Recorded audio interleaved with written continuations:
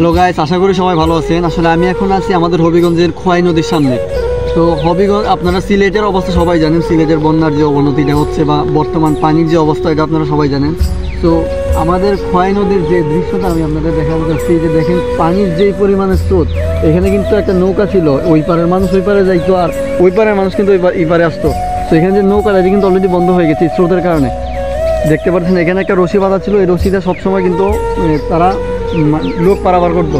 Already এটা কিন্তু বন্ধ হয়ে গেছে। আর পানির যে পরিমাণ স্রোত, এই পানিটা কিন্তু আরও এখানে দেখো এই পরিমাণ কিন্তু পানি ছিল। অলরেডি শুনছি নদীতে ভাঙন দিছে 2 জায়গায়, যার জন্য পানিটা কিছুটা কমছে। তো সিলেটের বন্যার যে অবস্থা, যদি সিলেটে পানি বাড়ে, হয়তো আমাদের এখানে আরও পানি বাড়তে পারে, এবং যদি এখানে আরও বেশি পরিমাণ পানিটা বাড়ে, তাহলে কিন্তু আমাদের এখানে ভাঙন দিবে, প্লাস আমাদের পুরো হবিগঞ্জ শহর কিন্তু প্লাবিত হয়ে যাবে।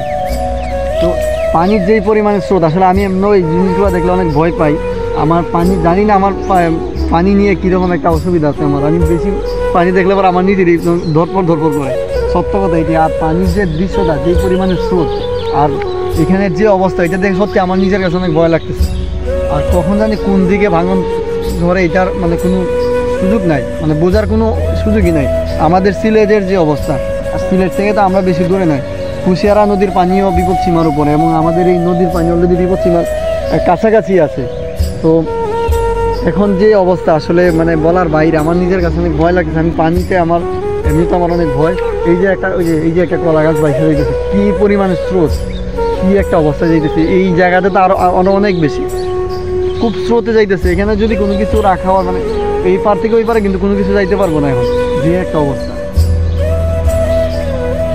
তো সবাই আমাদের পাশে থাকবেন এবং সিলেটবাসীর জন্য দোয়া করবেন।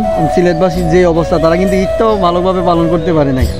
আমরা তো হবিগঞ্জ সহ সারা বাংলাদেশে কিন্তু ভালোভাবে ঈদ কাটাইছে, বাট সিলেটবাসী, সিলেট শহরে যারা আছে, তারা কেউই ভালোভাবে ঈদটা কাটাইতে পারে না, কেউ কোরবানিও দিতে পারে না।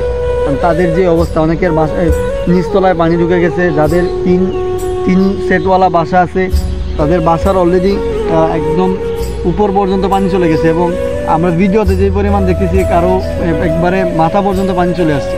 তো সবাই তাদের জন্য দোয়া করবেন, এবং আল্লাহ যেন আমাদের এই দুর্যোগ থেকে হেফাজতে রাখেন।